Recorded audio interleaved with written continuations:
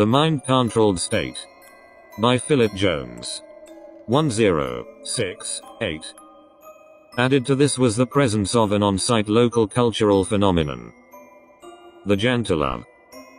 In Denmark, the plotters and planners realized that the foundations of mass mind control had been in place for at least a century or so, in the form of the unwritten code known as the jantelov. The Jant law is the Nordic version of the tall puppy syndrome. It was named and described by the Danish author Axel Sandemos in his novel A Fugitive Crosses His Tracks circa 1933, where he writes about the small fictional northern town of Jant, which is modeled upon and typical of all small Danish, and probably Norwegian and Swedish, communities at the beginning of the 20th century, where anonymity is impossible. There are 10 basic tenets in this law, but they are all variations on this one single theme. Don't think you're anyone special or that you're better than us.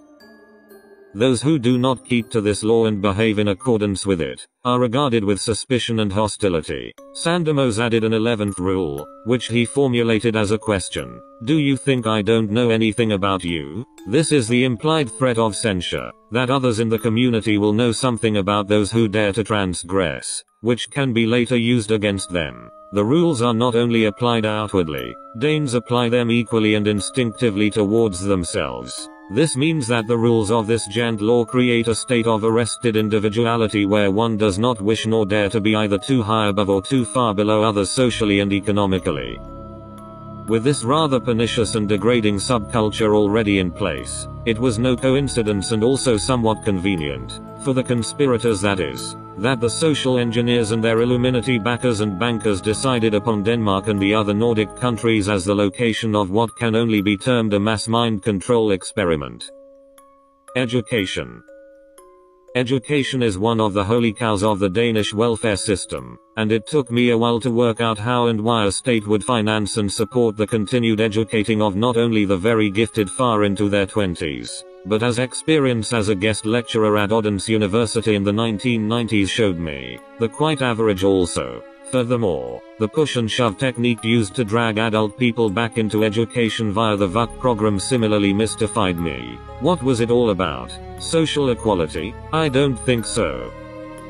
The introduction of state-controlled education whether in Denmark or elsewhere in the West was not, nor is at the controlling level, intended to educate at all. The last thing a dictator wants is a truly educated, independent-minded and intelligent population. It was, and is, the means to universally indoctrinate a lifelong sense of reality which conforms to that model desired by the state and hidden manipulators. For their intended society, the Danish planners required a type of person that, thinking collectively and suppressing his individuality in favor of the group, is technologically orientated, and socially well-adjusted. To this end, the educational system was profoundly altered during the 1950s and 1960s. From imparting knowledge, its aim was changed to that of guiding social behavior. As Alistair Crowley correctly intimated, if the state education ruse was to be successful, it would need to be aimed at children of a young and suggestible age. In Brave New World written in the early 1930s, Huxley described a society of total control in which children were brought up in communal nurseries, conditioned from birth to accept what the state told them to do. Like laboratory rats, children were electroshocked if they did anything unacceptable to the programming. One scene has babies crawling towards pictures of flowers and birds only to be shocked because the state didn't want them to like nature. A form of this is going on right across society today as people are punished through various means for not acting in ways acceptable to the state and rewarded when they play the game as demanded. The children in Brave New World are brainwashed even when they sleep with subliminal messages turning them into insatiable consumers to drive the engine of industrial production, as indeed they are in only slightly more subtle ways today. At the heart of this child control was to remove children from the influence of their parents. In the UK and increasingly mirrored elsewhere throughout the EU, it is the plan to impose rules on the teaching of social and group interaction skills to 3-year-olds. This has the Orwellian Huxleyan title of the early years foundation stage. This is the most overt and blatant example yet of the state removing a child at the earliest practicable age from its parents' influence in order to indoctrinate it, whilst still at its most impressionable stage of development. In Denmark, the routine farming out of infants by working parents has been practiced for the past 3 decades at least, in the form of the vuggestue and kindergartens. Every morning across Denmark, thousands of parents unwittingly and voluntarily deliver up their innocence into the hands of the state. Wherever you look across the EU, this program of early indoctrination can be seen to either be in place, or about to be installed. Whereas, for example, in the UK, this brainwashing for beginners is still in its literal infancy. In Denmark and the other Nordic lands, it is an accepted part of the culture. Aleister Crowley, the arch-Satanist, Freemason and British spy, put it this way: "Get them by 8, or it's too late." This is the point. The earlier the process starts, the more effective and consolidated the effects will be. Enter the early years foundation stage and its teaching of communication, language and literacy to infants, together with knowledge and understanding of the world. The play years of such children is vital to their balanced development because it awakens their right brain, the creative and artistic aspects of themselves. The right brain improvises and goes with the moment, while the left brain wants structure and systems. All around us, we see structure and systems. Coincidence? In his book, The New Totalitarians, the author Roland Huntford, when writing about the Swedish educational model, explained, "Education is one of the most important agents for changing society. It has been integrated into the scheme for change, and its purpose is to turn out the correct kind of person for the new society. The new school rejects individuality, and teaches children to collaborate with others. It rejects competition, and teaches cooperation. Children are taught to work in groups. They solve problems together, not alone. The basic idea is that they are considered primarily as members of society, and individuality is discouraged. They want to produce people who are integrated into society. It aims to produce a well-adjusted, good member of society. It teaches people to respect the consensus, and not sabotage it. In the schools, the emphasis lies heavily on the collective.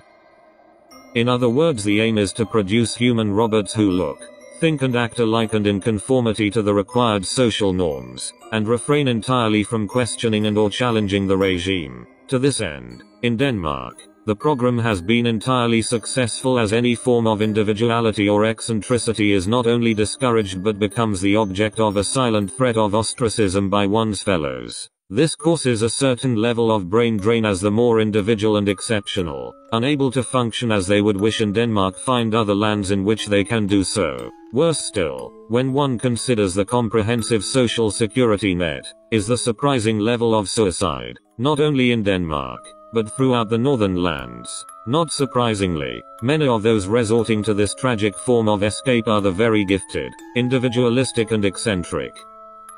In Denmark, as well as most if not all other Western nations, we are witnessing a relentless centralization of all aspects of society, and state education is no exception. This move towards the center is considered vital where the indoctrination of children is concerned. He who thinks the same can be controlled the same. One blueprint, one mind, one reality. 100% Dansk, the Danish mass media as agents of conformity.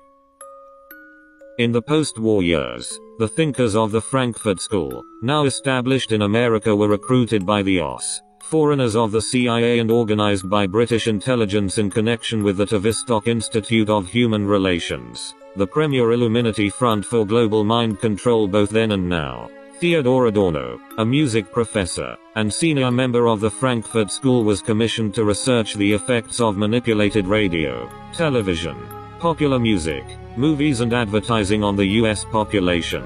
The findings of this project and the application of the results are primarily responsible for the massively damaged collective psyche of people living in Western societies and the mind-washing of children whose parents have abdicated responsibility for their raising to a conspiratorial state together with a screen in the corner of the living room. If one takes one's impression of Denmark solely by viewing its mass media, the country appears to all intents and purposes to be run by a tolerant dictatorship. Press, radio and TV show a remarkable similarity, as if guided by some ministry of propaganda. Criticism of the government there may be, but it is almost exclusively confined to administrative trivialities, and covered by the formula: first you decide on your goals, and then you discuss the means. There is no other discussion. Almost never is there questioning of political fundamentals, or critical examination of the institutions of the state. All the media seem to be of one mind, advocating the same consensus, professing the same slogans, always, it seems, following the convolution of some party line. They give the impression of existing, not to question authority, but to avoid disturbing the public peace of mind, not to criticize, but to indoctrinate with a certain point of view.